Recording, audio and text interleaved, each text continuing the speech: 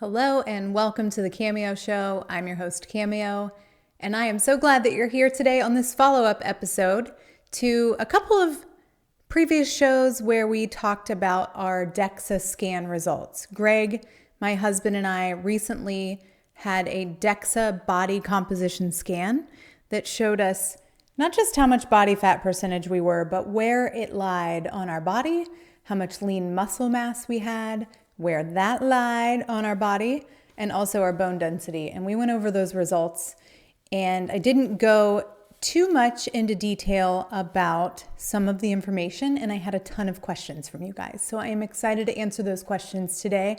I'm actually really excited that there were so many because that indicates to me that we as a community really care about our health. We really care about and want to understand what all of these types of things mean for us and want to take extreme ownership in the choices that we make to better our health situation. Now, it's kind of double-edged though, because it also indicates to me that we are lacking information as it pertains to what is taught to us and what we learn when we go to the doctor, if we do that on an annual visit. So while I am not a health professional, and I feel like I should definitely make that disclaimer, I am not a doctor. I have learned a ton from my days in bodybuilding and over the last decade as I've kind of taken a deep dive myself so that I can understand my own situation that I'm sharing with you because you care and you care enough about yourself. Now, with this information, what you do with it, it is not health advice, but what you do with it is up to you. And if you decide to pursue some of these tests or look further into this information and you find some things out, I would definitely consult a health professional if there is a need there to have further understanding or for direction. So now that that's out of the way, let's dive right in and break down some of the key components of a DEXA scan, talk about some of the questions that you've had, and get into the nitty-gritty that I missed on the last episode. If you didn't listen to that episode where we shared our results, I encourage you to go back because I think it was very insightful and some of this more detailed information will make more sense if you listen to that episode first. The first question that I want to cover is a statement that says I go in and out of my health disciplines and diets, and I've kind of always used BMI as a measurement. Now, I assume that the question is like, why isn't BMI the best measurement? Because I kind of dogged it high level on the last episode and I didn't give much context. So I'm sorry for that. Let me have another opportunity here to give you more context about BMI. BMI stands for body mass index, and it is a very simple calculation using your height and weight to categorize your body as underweight, normal weight, overweight, or obese. And having that information can be very helpful because it can indicate whether you are at a higher risk for things like type 2 diabetes, heart disease, hypertension. It's basically a screening tool, and that's useful information to help doctors identify individuals who might be at higher risk of those conditions and who might benefit from further evaluation. It's also really simple. It's cost effective, it's non-invasive, and it's pretty standardized and widely recognized. So it's definitely the tool that gets used when you go to the doctor, when you apply for health insurance, when you jump online after jumping on the scale to see, am I healthy or not?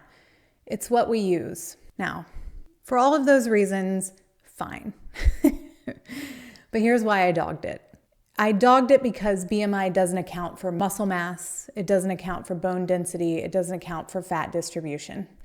And so what that means is that while it may indicate in a very generalized way areas that need attention or people who need further screening, it's kind of a one-size-fits-all and it has limitations. Now, what do I mean by that? We'll just use my height and weight. I am 145 and 5'2". To calculate my BMI, I could simply go online and it would do it for me because BMI calculators are everywhere. But if you like to do math, you're getting a math lesson. I love math. Here's how you do it manually. You take your weight in pounds times 703. Random, I know. Then you divide that number by your height in inches, and you divide that number by your height in inches again, and that gives you your body mass index, Whatever that number is will fall into one of those categories: underweight, normal weight, overweight, or obese. For my height and weight, I fall into the overweight category. Now, that's fine. I'm not mad at BMI because I fall into an overweight category. But what I am mad at BMI about is that it does not take into account how much of that weight, how much of that mass is muscle versus fat. So if you take me as I stand right now and you put me next to a stage-ready bodybuilding version of Cameo, who is the same BMI, the exact same height and weight, the bodybuilding Cameo probably has a lot more lean muscle mass. The bodybuilding Cameo would still be classified as overweight. That's the problem that I have with it, is that it is and can be misleading. And that means someone like the bodybuilder version of Cameo, who weighs the same as the current version of Cameo, would be categorized as overweight when I was actually very healthy. I'm actually still very healthy, even though I'm in the overweight category based on my scan and how much of my mass is lean muscle mass. So it can be misleading. And that's why, to answer your question, BMI can be a great tool for a very generalized, overarching idea of where you stand. But if you want to get granular and you want to really understand what your body composition is actually made up of from a fat, muscle mass, and bone density perspective, a DEXA scan is a way better tool, kind of the gold standard tool to use for that. Which is a great segue to the next question that I received. I mentioned this on the last episode, that the scan is very comprehensive and it tells you where your fat lies on your body, how much of it's on your arms, in your trunk, on your legs, which side of your body. It's very, very detailed. And someone asked, why does that matter? And that's such a great question. The reason that it matters is because fat stored in different parts of your body can have different health implications. For example, there are two different types of fat. There's something called visceral fat and there's subcutaneous fat. Visceral fat is the fat that's stored around your organs. So we find that in our belly area. So this scan will indicate where you hold your fat mass, where your fat is distributed. And if the majority of it is in your belly area, it's highly likely that that is visceral fat. Visceral fat is more dangerous than subcutaneous fat. It's linked to more serious health conditions like heart disease, diabetes, and certain cancers. And so that can be an indicator, if you have this scan, that you need to maybe make some adjustments or see a healthcare professional to find medications that may help you with any potential health complications you might foresee or that might indicate. Now, subcutaneous fat is fat that's right underneath our skin. We all have subcutaneous fat. Even the lean, mean bodybuilding machine version of me had body fat. It was subcutaneous fat. It's under the skin. It's less harmful. It can still contribute to health issues if it's present in excess. However, it doesn't surround our organs, so it is less dangerous from that perspective. So that is why it's important to understand where the fat is distributed on your body. I will also go just a step further to mention that men and women are very different. Men tend to carry their weight in their abdomen. Men have apple-shaped bodies. They have those big Santa bellies, right? And that fat can be very dangerous because it increases your risk for heart disease, metabolic disorders, and men tend to carry it in that area. So something to be very cognizant of. Women, on the other hand, tend to carry more subcutaneous fat, especially in our hips, our thighs, our butts. The kids these days call it cake. We'll stop right there. But this fat is less risky than visceral fat, but it can be really challenging to lose and it can affect your overall health. It's the pear-shaped body that you see typically in women. And so these things are an important way to decipher with this scan's help where you're carrying that fat so that you know what direction to take, whether it be for overall health concerns or whether it be for how you wish to proceed with your nutrition and training plan. On the flip side, it also indicates where your muscle is. So if you are a bodybuilder or someone who's extremely interested in symmetry and in balancing out your body for alignment and health purposes and strength purposes, knowing where the muscle lies on your body can show any imbalances and can be a very helpful tool to use in knowing how to train, right? The next question is about bone density. I mentioned it a couple of times in the last episode, but I provided zero context. Bone density is really important to understand our risk factors for osteoporosis and fractures. As we get older and we age, our bones lose density and they become more fragile. It's just part of life. In fact, osteoporosis affects approximately 10 million Americans, and women are particularly at risk. 1 to 2 women over the age of 50 is expected to experience an osteoporosis-related fracture in their lifetime compared to 1 in 4 men. So osteoporosis is a real concern as we age. Women, as we are in our menopausal or perimenopausal phases, we tend to lose bone density. This scan gives us a score. Now, I am not educated enough to speak to how the bone density score works. I just know that anything over 1 is a good spot to be, and Greg's was higher than mine. Although he is 5 years older than me, his bone density score was higher than mine.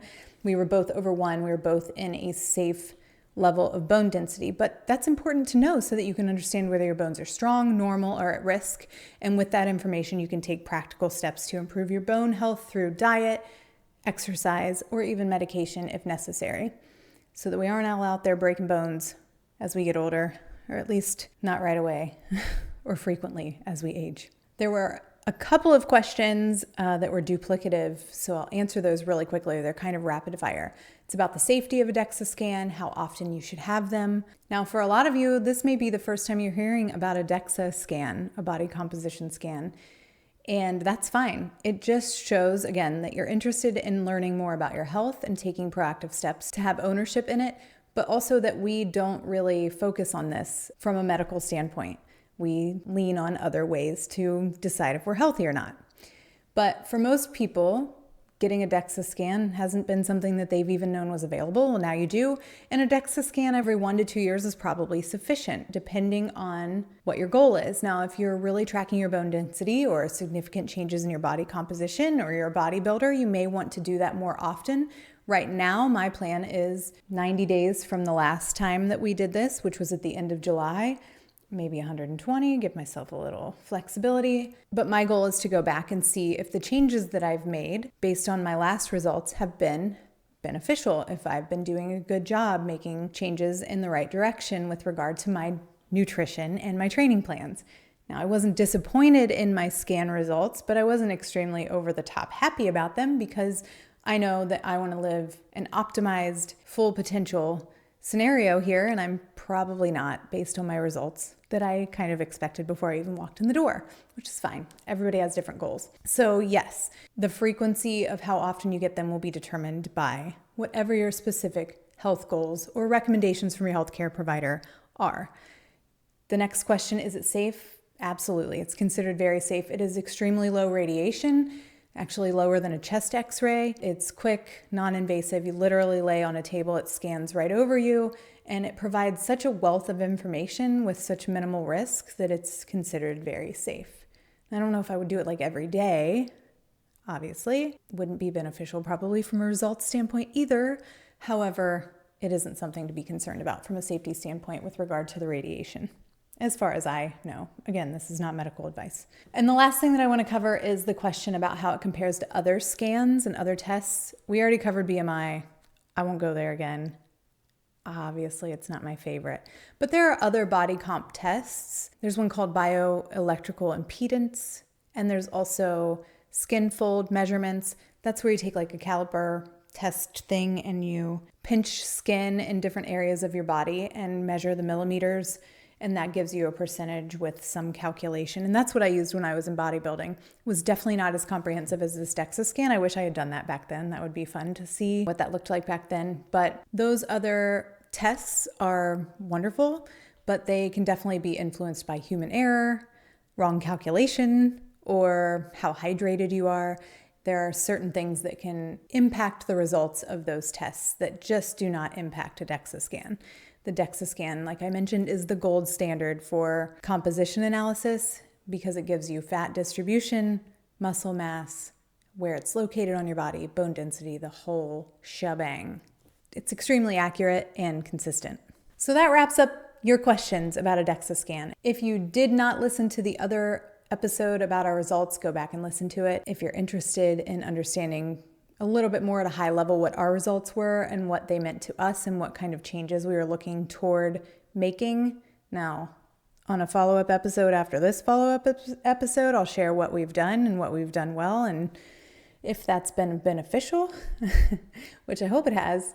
Consistency is key, and I'm not gonna lie, I'm not sure I've been as consistent as I should be, but there's always tomorrow. There's always later tonight. When I eat dinner, I'll make a good choice, one step at a time. I hope this episode has answered your questions, though, and given you a better understanding of what these results mean for your health and what some more of the detail means, as opposed to at such a high overarching level.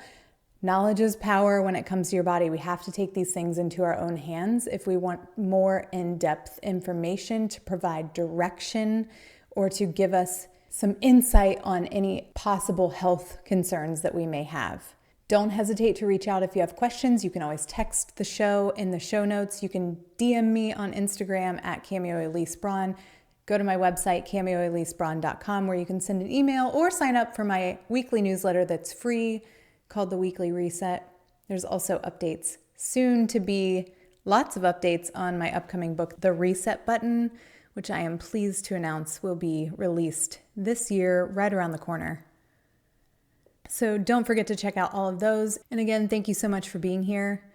I am so proud of this community that we've built, and I'm proud of what we care about and the episodes that we share directly for you to empower you to take charge of your life, whether that be with regard to your health, with regard to your wealth, with regard to your mindset. I am so proud of each and every one of you who show up each and every week.